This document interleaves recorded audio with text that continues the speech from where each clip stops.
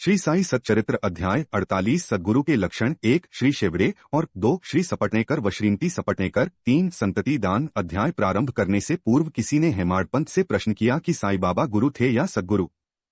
इसके उत्तर में हेमाडपंत ने सद्गुरु के लक्षणों का निम्न प्रकार वर्णन करते हैं। सद्गुरु के लक्षण जो वेद और वेदांत तथा 6 शास्त्रों की शिक्षा प्रदान करके ब्रह्म विषयक मधुर व्याख्यान देने में पारंगत हो तथा जो अपने श्वासोच्छ्वास क्रियाओं पर नियंत्रण कर सहज ही मुद्राएं लगाकर अपने शिष्यों को मंत्रोपदेश दे, निश्चित अवधि में यथोचित संख्या का जाप करने का आदेश दे और केवल अपने वाक्चातुर्य से ही उन्हें जीवन के अंतिम ध्येय का दर्शन कराता हो तथा जिसे स्वयं आत्मसाक्षात्कार न हुआ हो वह सद्गुरु नहीं, वरन जो अपने आचरणों से लौकिक व पारलौकिक सुखों से विरक्ति की भावना का निर्माण कर हमें आत्मानुभूति का रसास्वादन करा दे तथा जो अपने शिष्यों को क्रियात्मक और प्रत्यक्ष ज्ञान आत्मानुभूति करा दे, उसे ही सद्गुरु कहते हैं। जो स्वयं ही आत्मसाक्षात्कार से वंचित है वे भला अपने अनुयायियों को किस प्रकार अनुभूति करा सकते हैं। सद्गुरु स्वप्न में भी अपने शिष्य से कोई लाभ या सेवा शुश्रूषा की लालसा नहीं करते, वरन स्वयं उनकी सेवा करने को ही उद्यत रहते हैं। उन्हें यह कभी भी भान नहीं होता है कि मैं कोई महान हूं और मेरा शिष्य मुझसे तुच्छ है, अपितु उसे अपने ही सदृश या ब्रह्मस्वरूप समझा करते हैं। सद्गुरु की मुख्य विशेषता यही है कि उनके हृदय में सदैव परम शांति विद्यमान रहती है। वे कभी अस्थिर या अशांत नहीं आए होते और न उन्हें अपने ज्ञान का ही लेशमात्र गर्व होता है। उनके लिए राजा, रंक, स्वर्गपवर्ग सब एक ही समान हैं। हेमाडपंत कहते हैं कि मुझे गत जन्मों के शुभ संस्कारों के परिणामस्वरूप श्री साईं बाबा सदृश सद्गुरु के चरणों की प्राप्ति तथा उनके कृपापात्र बनने का सौभाग्य प्राप्त हुआ। वे अपनी युवावस्था में चिलम के अतिरिक्त कुछ संग्रह न किया करते थे। न उनके बाल बच्चे तथा मित्र थे, घर बार था और न उन्हें किसी प्रकार का आश्रय प्राप्त था।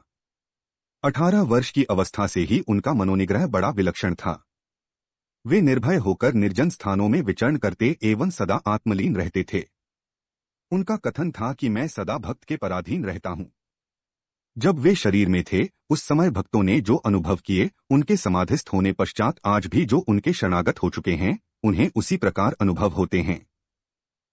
भक्तों को तो केवल इतना ही यथेष्ट है कि यदि वे अपने हृदय को भक्ति और विश्वास का दीपक बनाकर उसमें प्रेम की ज्योति प्रज्वलित करें तो ज्ञान ज्योति आत्म साक्षात्कार स्वयं प्रकाशित हो उठेगी। प्रेम के अभाव में शुष्क ज्ञान व्यर्थ है। ऐसा ज्ञान किसी को भी लाभप्रद नहीं हो सकता। प्रेम के अभाव में संतोष नहीं होता। इसलिए हमारा प्रेम असीम और अटूट होना चाहिए। प्रेम की कीर्ति का गुणगान कौन कर सकता है जिसकी तुलना में समस्त वस्तुएं तुच्छ जान पड़ती हैं। प्रेम रहित पठन पाठन सब निष्फल है। प्रेमांकुर के उदय होते ही भक्ति, वैराग्य, शांति और कल्याण रूपी संपत्ति सहज ही प्राप्त हो जाती है।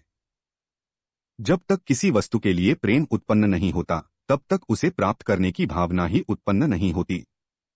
इसलिए जहां व्याकुलता और प्रेम है वहां भगवान स्वयं प्रकट हो जाते हैं। भाव में ही प्रेम अंतर्निहित है और वही मोक्ष का कारणीभूत है। यदि कोई व्यक्ति कलुषित भाव से भी किसी सच्चे संत के चरण पकड़ ले तो भी यह निश्चित है कि वह अवश्य तर जाएगा। ऐसी ही कथा नीचे दर्शाई गई है। श्री शिवड़े अक्कलकोट सोलापुर जिला के श्री सपटनेकर वकालत का अध्ययन कर रहे थे। एक दिन उनकी अपने सहपाठी श्री शिवड़े से भेंट हुई। अन्य और भी विद्यार्थी वहां एकत्रित हुए और सबने अपनी अपनी अध्ययन संबंधी योग्यता का परस्पर परीक्षण किया। प्रश्नोत्तरों से विदित हो गया कि सबसे कम अध्ययन श्री शिवड़े का है और वे परीक्षा में बैठने के अयोग्य हैं। जब सब मित्रों ने मिलकर उनका उपहास किया तब शिवड़े ने कहा कि यद्यपि मेरा अध्ययन अपूर्ण है तो भी मैं परीक्षा में अवश्य उत्तीर्ण हो जाऊंगा। मेरे साईं बाबा ही सबको सफलता देने वाले हैं। श्री सपटनेकर को यह सुनकर आश्चर्य हुआ और उन्होंने श्री शिवड़े से पूछा कि ये साईं बाबा कौन हैं जिनका तुम इतना गुणगान कर रहे हो। उन्होंने उत्तर दिया कि वे एक फकीर हैं जो शिरडी अहमदनगर की एक मस्जिद में निवास करते हैं। वे महान सत्पुरुष हैं। ऐसे अन्य संत भी हो सकते हैं परंतु वे उनसे अद्वितीय हैं। जब तक पूर्व जन्म के शुभ संस्कार संचित न हो तब तक उनसे भेंट होना दुर्लभ है। मेरी तो उन पर पूर्ण श्रद्धा है। उनके श्रीमुख से निकले वचन कभी असत्य नहीं होते। उन्होंने ही मुझे विश्वास दिलाया है कि मैं अगले वर्ष परीक्षा में अवश्य उत्तीर्ण हो जाऊंगा।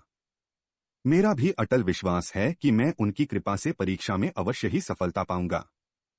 श्री सपटनेकर को अपने मित्र के ऐसे विश्वास पर हंसी आ गई और साथ ही श्री साईं बाबा का भी उन्होंने उपहास किया। भविष्य में जब शेवड़े दोनों परीक्षाओं में उत्तीर्ण हो गए, तब सपटनेकर को यह जानकर बड़ा आश्चर्य हुआ। श्री सपटनेकर परीक्षा में उत्तीर्ण होने के पश्चात अक्कलकोट में रहने लगे और वहीं उन्होंने अपनी वकालत प्रारंभ कर दी। 10 वर्षों के पश्चात सन 1913 में उनके इकलौते पुत्र की गले की बीमारी से मृत्यु हो गई, जिससे उनका हृदय विचलित हो उठा। मानसिक शांति प्राप्त करने हेतु उन्होंने पंढरपुर, गाणगापुर और अन्य तीर्थस्थानों की यात्रा की, परंतु उनकी अशांति पूर्ववत ही बनी रही। उन्होंने वेदांत का भी श्रवण किया, परंतु वह भी व्यर्थ ही सिद्ध हुआ। अचानक उन्हें शेवड़े के वचनों तथा श्री साईं बाबा के प्रति उनके विश्वास की स्मृति हो आई और उन्होंने विचार किया कि मुझे भी शिरडी जाकर बाबा के दर्शन करना चाहिए। वे अपने छोटे भाई पंडितराव के साथ शिरडी आए।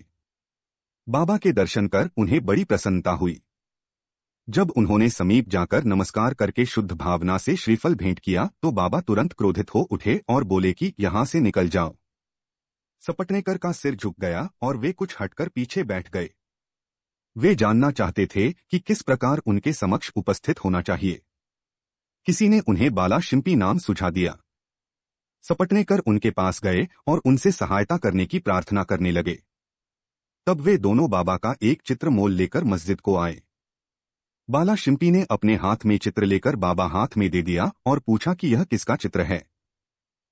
बाबा ने सपटनेकर की ओर संकेत कर कहा कि यह तो इसके, सपटनेकर की तरफ इशारा करके, यार का है। यह कहकर वे हंसने लगे और साथ ही सब भक्त मंडली भी हंसने लगी। बाला शिंपी के संकेत पर जब सपटनेकर उन्हें प्रणाम करने लगे तो वे पुनः चिल्ला पड़े कि चल हट।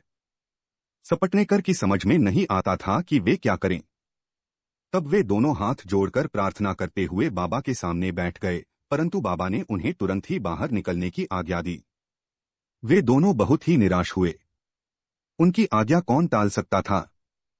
आखिर सपटनेकर खिन्न हृदय शिरडी भविष्य में कभी न कभी आपके श्री दर्शनों की अनुमति मिलेगी। श्रीमती सपटनेकर 1 वर्ष बीत गया, फिर भी उनके मन में शांति न आई। वे गाणगापुर गए, जहां उनके मन में अशांति और अधिक बढ़ गई। आठ वे माढ़ेगांव विश्राम के लिए पहुंचे और वहां से ही काशी जाने का निश्चय किया।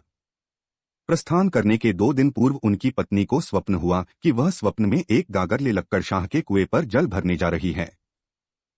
वहां नीम के नीचे एक फकीर बैठा है। सिर पर एक कपड़ा बंधा हुआ है। फकीर उसके पास आकर कहने लगा कि मेरी प्रिय बच्ची, तुम क्यों व्यर्थ कष्ट उठा रही हो? मैं तुम्हारी गागर निर्मल जल से भर देता हूं। तब फकीर के भय से वह खाली गागर लेकर ही लौट आई। फकीर भी उसके पीछे पीछे चला आया।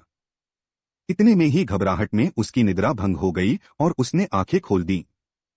यह स्वप्न उसने अपने पति को सुनाया। उन्होंने इसे शुभ शकुन जाना और वे दोनों शिरडी को रवाना हो गए। जब वे मस्जिद पहुंचे तो बाबा वहां उपस्थित न थे। वे लेंडी बाग गए हुए थे। उनके लौटने की प्रतीक्षा में वे वहीं बैठे रहे।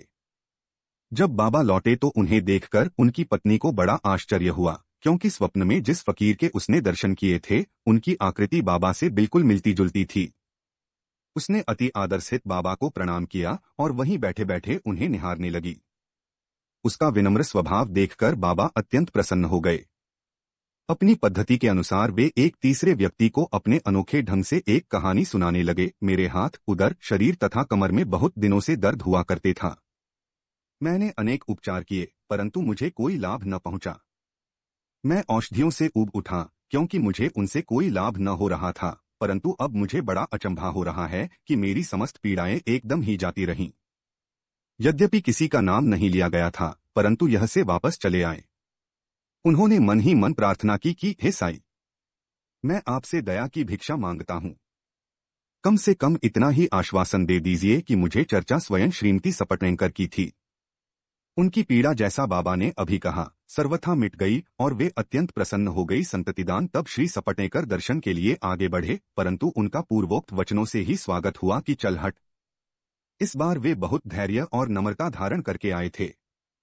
उन्होंने कहा कि पिछले कर्मों के कारण ही बाबा मुझसे अप्रसन्न हैं और उन्होंने अपना चरित्र सुधारने का और बाबा से एकांत में भेंट करके अपने पिछले कर्मों की क्षमा मांगने का निश्चय किया। उन्होंने वैसा ही किया भी, और अब जब उन्होंने अपना मस्तक उनके श्रीचरणों पर रखा तो बाबा ने उन्हें आशीर्वाद दिया। अभी सपटनेकर उनके चरण दबाते हुए बैठे ही थे कि इतने में एक गडेरिन आई और बाबा की कमर दबाने लगी। तब वे सदैव की भांति एक बनिए की कहानी सुनाने लगे। जब उन्होंने उसके जीवन के अनेकों परिवर्तन तथा उसके इकलौते पुत्र की मृत्यु का हाल सुनाया तो सपटनेकर को अत्यंत आश्चर्य हुआ कि जो कथा वे सुना रहे हैं वह तो मेरी ही है। उन्हें बड़ा अचंभा हुआ कि उनको मेरे जीवन की प्रत्येक बात का पता कैसे चल गया। अब उन्हें विदित हो गया कि बाबा अंतर्यामी हैं और सबके हृदय का पूरा पूरा रहस्य जानते हैं। यह विचार उनके मन में आया ही था कि गडरिन से वार्तालाप चालू रखते हुए बाबा सपटनेकर की ओर संकेत कर कहने लगे कि यह भला आदमी मुझ पर दोषारोपण करता है कि मैंने ही इसके पुत्र को मार डाला है। क्या मैं लोगों के बच्चों के प्राण हरण करता हूं? फिर ये महाशय मस्जिद में आकर अब क्यों चीख पुकार मचाते हैं? अब मैं एक काम करूंगा, अब मैं उसी बालक को फिर से इनकी पत्नी के गर्भ में ला दूंगा।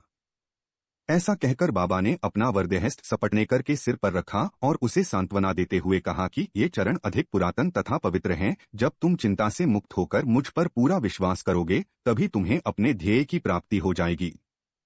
सपटनेकर का हृदय गदगद हो उठा। तब अश्रुधारा से उनके चरण धोकर वे अपने निवास स्थान पर लौट आए और फिर पूजन की तैयारी कर नैवेद्य आदि लेकर वे सपत्नीक मस्जिद में आए। वे इसी प्रकार नित्य नैवेद्य चढ़ाते और बाबा से प्रसाद ग्रहण करते रहे। मस्जिद में अपार भीड़ होते हुए भी वे वहां जाकर उन्हें बार बार नमस्कार करते थे। एक दूसरे से सिर टकराते देखकर बाबा ने उनसे कहा कि प्रेम तथा श्रद्धा द्वारा किया हुआ एक नमस्कार ही मुझे पर्याप्त है। उसी रात्रि को उन्हें चावड़ी का उत्सव देखने का भी सौभाग्य प्राप्त हुआ और उन्हें बाबा ने पांडुरंग के रूप में दर्शन दिए। जब वे दूसरे दिन वहां से प्रस्थान करने लगे तो उन्होंने विचार किया कि पहले दक्षिणा में बाबा को 1 रुपया दूंगा। यदि उन्होंने और मांगे तो अस्वीकार करने के बजाय 1 रुपया और भेंट में चढ़ा दूंगा। फिर भी यात्रा के लिए शेष द्रव्य राशि पर्याप्त होगी। जब उन्होंने मस्जिद जाकर बाबा को 1 रुपया दक्षिणा दी तो बाबा ने भी उनकी इच्छा जानकर 1 रुपया उनसे मांगा। जब सपटनेकर ने उसे सहर्ष दे दिया तो बाबा ने भी उन्हें आशीर्वाद देकर कहा कि यह श्रीफल ले जाओ और इसे अपनी पत्नी की गोद में रखकर निश्चिंत होकर घर जाओ। उन्होंने वैसा ही किया और 1 वर्ष के पश्चात ही उन्हें एक पुत्र प्राप्त हुआ। 8 मास का शिशु लेकर वह दंपत्ति फिर शिरडी को आए और बाबा के चरणों पर बालक को रखकर फिर इस प्रकार प्रार्थना करने लगे कि हे श्री साईनाथ, आपके ऋण हम किस प्रकार चुका सकेंगे? आपके श्री चरणों में हमारा बार बार प्रणाम है। हम दीनों पर आप सदैव कृपा करते रहिएगा, क्योंकि हमारे मन में सोते जागते हर समय न जाने क्या क्या संकल्प विकल्प उठा करते हैं। आपके भजन में ही हमारा मन लीन हो जाए। उस पुत्र का नाम मुरलीधर रखा गया। बाद में उनके 2 पुत्र भास्कर और दिनकर और उत्पन्न हुए। इस प्रकार सपटनेकर दंपति को अनुभव हो गया कि बाबा के वचन कभी असत्य और अपूर्ण नहीं होते। श्री सद्गुरु साईनाथार्पणमस्तु। शुभं भवतु।